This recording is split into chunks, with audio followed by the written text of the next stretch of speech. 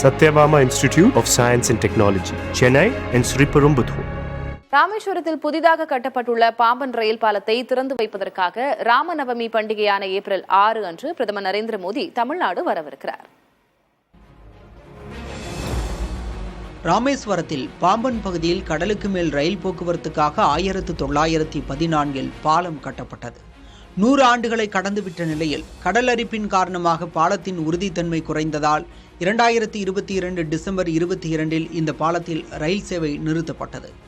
பின்னர் இந்த பாலத்துக்கு அருகிலேயே புதிதாக ரயில் பாலம் அமைப்பதற்கு மத்திய அரசு ஒப்புதல் அளித்தது. புதிய பாலத்தின் கட்டுமான பணிகள் கடந்த நவம்பரில் நிறைவடைந்தன.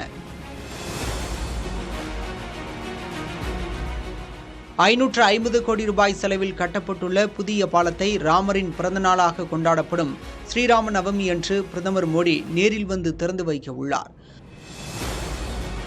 ராமாயண புராணத்தின் நாயகனான ஸ்ரீராமர் ராமேஸ்வரத்துக்கு வந்து சிவனை வழிபட்டதாகவும் கடலை கடந்து இலங்கைக்கு செல்வதற்கான பாலம் அமைத்ததாகவும் நம்பப்படுகிறது.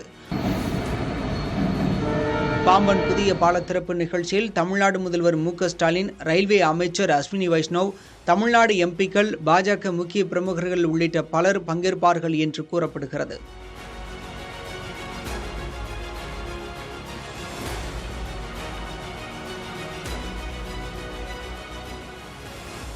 Satyabama Institute of Science and Technology, Chennai and Sriperumbudur.